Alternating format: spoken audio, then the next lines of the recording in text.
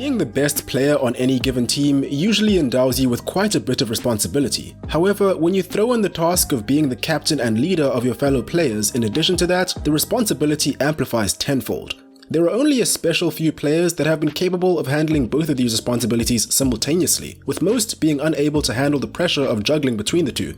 However, one player that managed to shoulder both responsibilities and went on to become one of the most decorated and influential players in recent history is Steven Gerrard.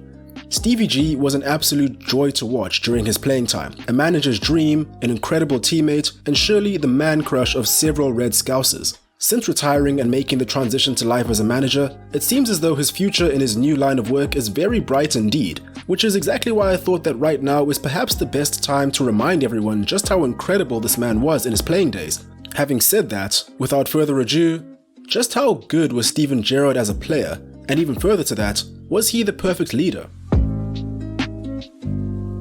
Yo, what's up everyone? Trust you're all doing well and having a great day. Today we're going to be looking into the life and career of not only one of the greatest players, but also one of the greatest captains in recent footballing history, Steven Gerrard. If you like the content, please feel free to hit that like button, and I won't even be mad if you happen to slip up and hit that subscribe button too. Anyway, let's get right into it. Born in Merseyside in 1980, Gerrard was an avid football player as you would expect. From very early on, he would be seen kicking the ball around and was even known to be a fantastic passer of the ball despite his young age. Unsurprisingly, Liverpool scouted him at 9 years of age, where he went on to develop in his youth.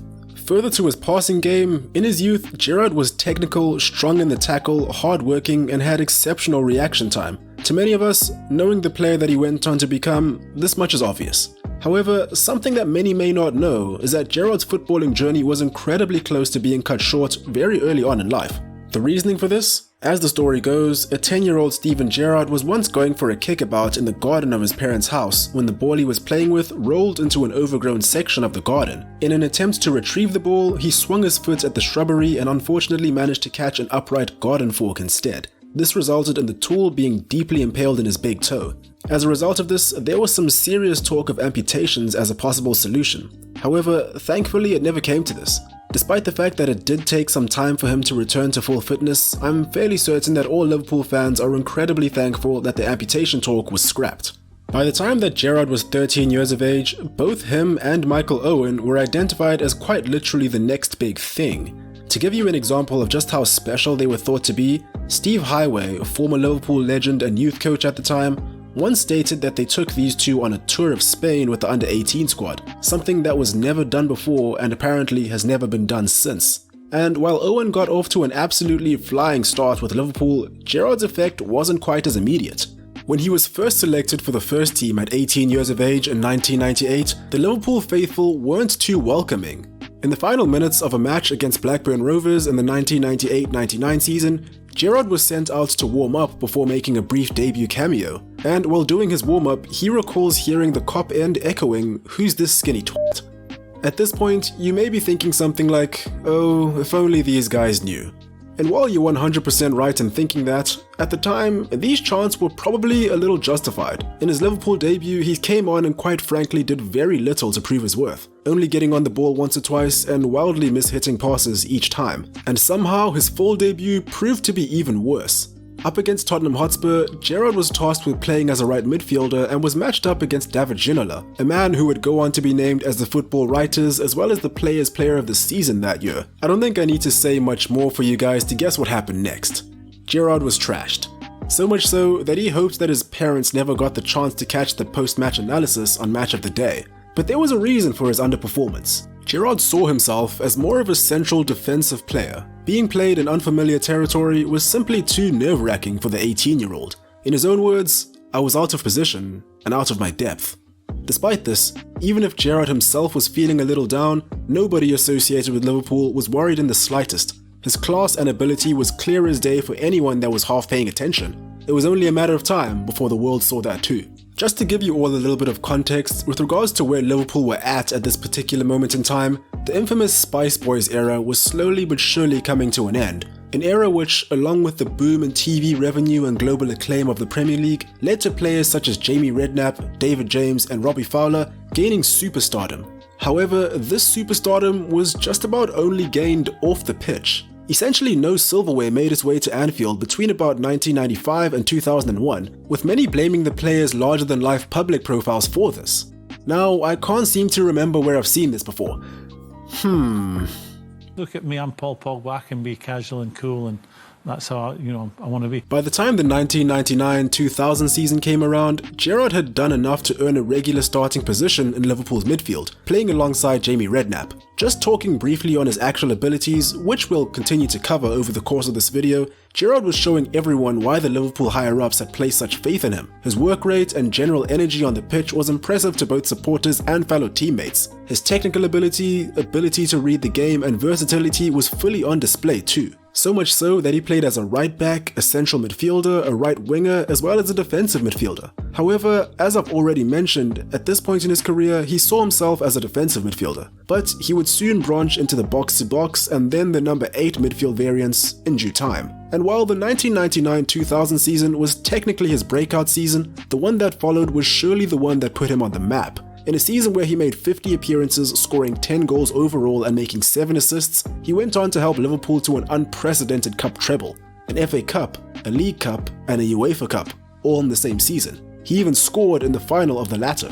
And the guy had a fair few spectacular performances this season too, scoring some ridiculous goals, like this one against Man United, or this one against Arsenal, or this one against Southampton. I'm sure you get the idea. He went on to win the PFA Young Player of the Year award this season. But this was only the beginning for Gerrard. Much more was still to come. As a matter of fact, after it seemed as though the weight of captaincy was too large of a burden to bear for Sami Hyypiä, Gerrard was named as a Liverpool captain in 2003 at 23 years of age, a role that he would hold onto for the next 12 years. When looking back at this guy's career, there are so many moments that come to mind that showcase just how special this man was, some of which I've already mentioned in this video. However, none quite compare to 2 particular games that took place within just 1 year of one another. The 2005 Champions League final and the 2006 FA Cup final. Both of these games are quite possibly the best finals in the history of each tournament, with the 2006 FA Cup final, rightly so, being known as the Gerrard final. But before we get into these 2 games, I feel it's important to understand the context regarding just what was going on around Liverpool at the time. For this part of the video, I'd like to try something a little bit different to my other videos. I'd like us to look at how the next few seasons unraveled from the perspective of Stevie G himself. The year is 2004. You've been a Liverpool supporter your entire life, and through hard work and dedication, you've managed to become a player of that very club.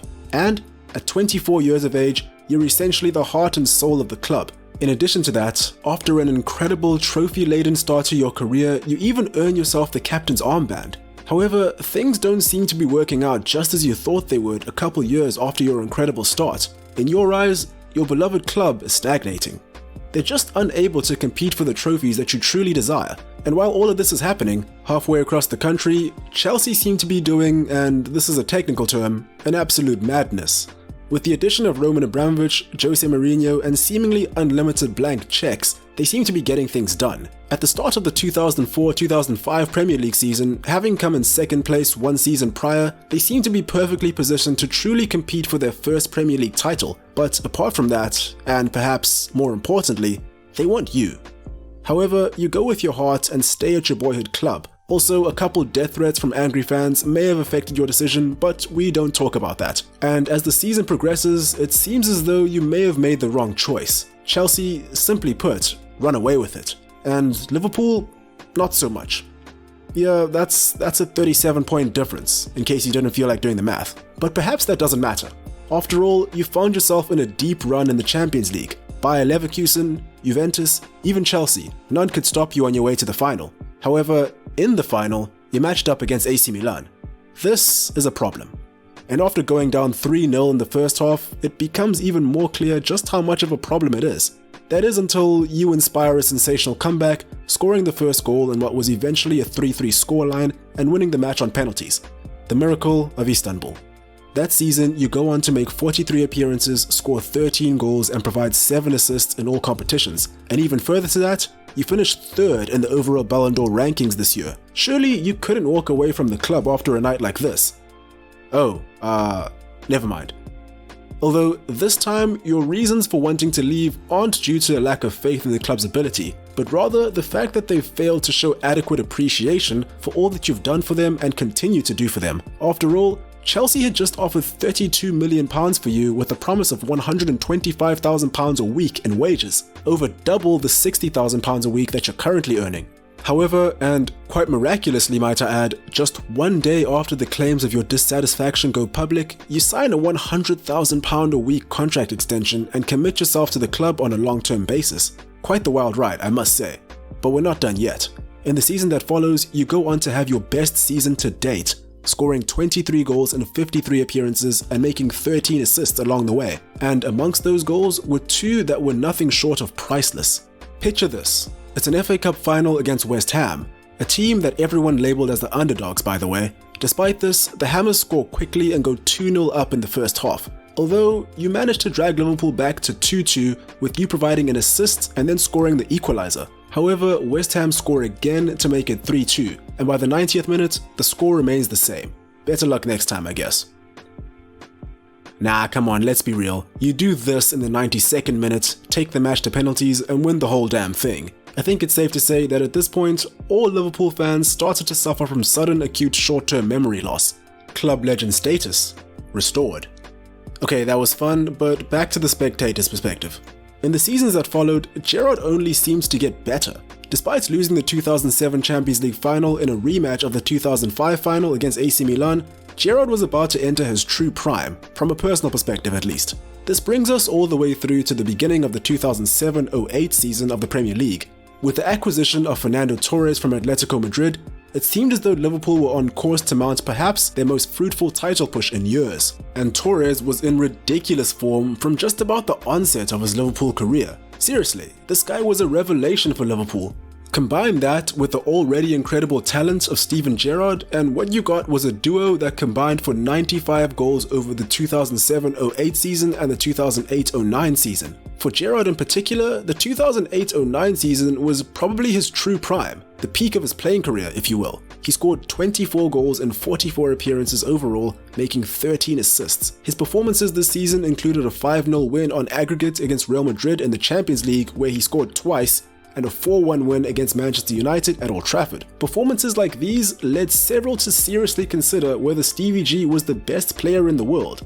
One such person that admitted to sharing this sentiment was Zinedine Zidane. With Gerrard's help, Liverpool came as close as they ever had at that point in his career to the Premier League title. They finished in second, only 4 points off the eventual winners, Manchester United. At this point in his career, a 29-year-old Gerrard had won just about every trophy that he possibly could at club level. 2 FA Cups, 2 League Cups, a Champions League, a UEFA Cup, and a whole horde of personal accolades. However, something was missing.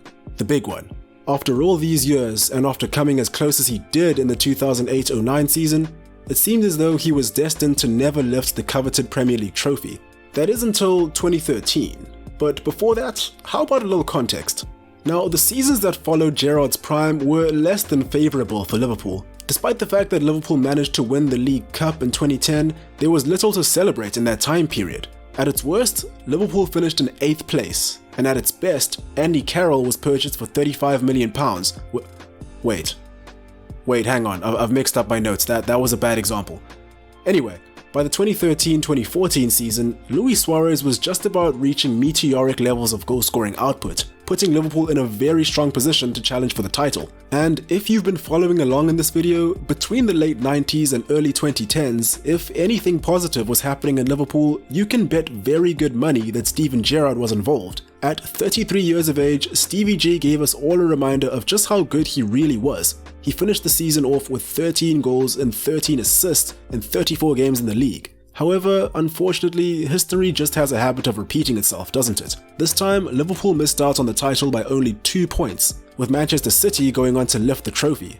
This would unfortunately be his last shot at Premier League glory. Gerrard only spent 1 more year at Liverpool before moving on to LA Galaxy in 2015, where he eventually retired, ending his career on the 24th of November 2016. Okay, now time for a bit of analysis taking the video title into consideration. In my very first video on this channel, I looked into Roy Keane's career and how he managed to lead Manchester United over numerous seasons. Not my greatest video quality-wise, but we move. I paid close attention to performances such as the 1999 Champions League semi-final against Juventus, where he basically grabbed the game by the scruff of its neck and dragged United to victory. And while performances like these, as well as his overall demeanour and desire for success, were all impressive, it can be argued that Keane was never the best player in Manchester United during his time at the club. Further to that, he almost exclusively had the best players in the world playing around him, all whom were not only elite in playing ability, but also in mentality. Essentially what I'm trying to say is that if you watched any United team during Keane's tenure, you'd be able to spot about 4 or 5 captains, or rather players that were captain material, at any given time on the pitch. And while this is definitely not a slight on Roy Keane, his ability as a player or his ability to lead, I'd like to contrast that with Steven Gerrard. But before we do so, let's answer the title of this video directly. Was Steven Gerrard the perfect leader? Maybe. Just maybe. I guess it's a matter of perspective. Let me explain. From very early on in his career, Gerrard was the best player at Liverpool, and in my opinion, that never really changed throughout his time at Anfield. And while it can be argued that there were moments where the likes of Luis Suarez and Fernando Torres were in contention for this title, I'm sure you get what I'm trying to say. As I mentioned in the intro, Gerrard was able to handle that responsibility along with the captaincy over a very lengthy period of time. Adding on to that, I don't think I need to point out the differences in quality between Liverpool and teams like Manchester United and Chelsea post-Abramovich. If I do, then here it is. The difference was large. And taking that into consideration, the fact that Gerrard very nearly won everything at Liverpool is extremely impressive. Not only that, but he played defining roles in just about every trophy that Liverpool won during his time at the club. That right there, that's what you call leading by example.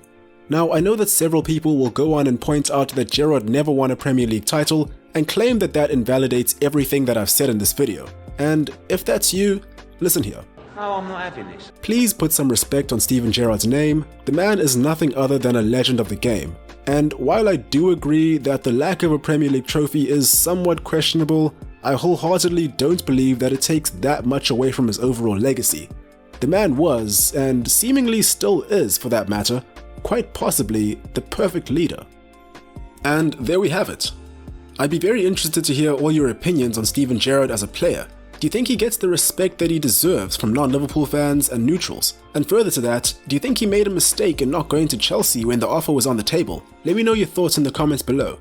This was a really fun one to make. I really enjoyed watching Gerrard play during his prime and definitely developed a newfound appreciation for him while doing the research for this one. As always, all sources for the information, background music, my websites, all that good stuff can be found in the description. And finally, if you liked the video, please feel free to leave a like and perhaps even subscribe if you haven't, as it massively helps the channel out. But, of course, no pressure.